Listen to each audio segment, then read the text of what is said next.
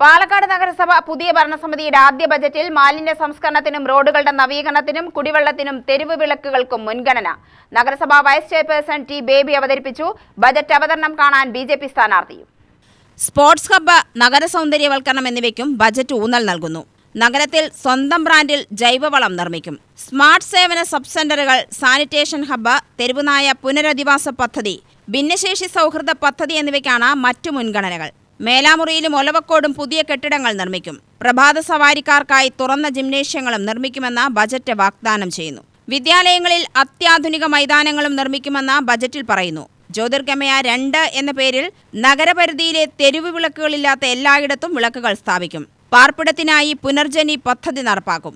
നഗരസഭയിൽ സമഗ്രമായ ലഹരി വിരുദ്ധ പദ്ധതിയും നടപ്പാക്കുമെന്ന് ടി ബേബി അവതരിപ്പിച്ച ബജറ്റിൽ പറഞ്ഞു. വാഹന പെരുപ്പവും മുൻകൂട്ടി കണ്ടുകൊണ്ടുള്ള ഒരു ദീർഘകാല പദ്ധതി എന്ന നിലയിലാണ് വിഭാവനം ചെയ്തിരിക്കുന്നത്. നഗരത്തിലെ പ്രധാന ജംഗ്ഷനുകൾ ശാസ്ത്രീയമായി പുനർനിർമ്മിക്കുക എന്നതാണ് ഇതിന്റെ കാതൽ.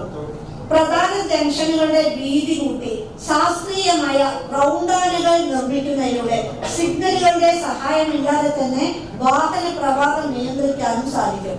തിരക്കേറിയ കവലകളിൽ തടസ്സമില്ലാത്ത യാത്ര ഉറപ്പാക്കാൻ ആവശ്യമായ അടിപ്പാതകളും മേൽപ്പാലങ്ങളും ഈ പദ്ധതിയുടെ ഭാഗമായി വിഭാവനം ചെയ്യുന്നു.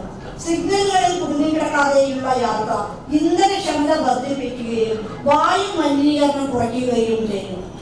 ഈ പദ്ധതി വെറും ഒരു സ്വപ്നമല്ല, മറിച്ച് പ്രായോഗികമായ ഒന്നാണെന്ന് ഉറപ്പാക്കാൻ നഗരസഭ വ്യക്തമായ കർമ്മ പദ്ധതി തയ്യാറാക്കിയിട്ടുണ്ട്. സമയബന്ധിത പൂർത്തീകരണം അടുത്ത 6 മാസത്തിനുള്ളിൽ മുൻഗണനാ ക്രമത്തിൽ ഓരോ ഘട്ടങ്ങളും നടപ്പിലാക്കാൻ ആവശ്യമായ തുക ബജറ്റിൽ വകയിരുത്തിയിട്ടുണ്ട്. 759,79,11,616 രൂപ വരവും 656,38,19,380 രൂപ ചിലവും കണക്കാക്കുന്ന ബജറ്റ് 95,40,92,236 രൂപ മിച്ചം പ്രതീക്ഷിക്കുന്നു.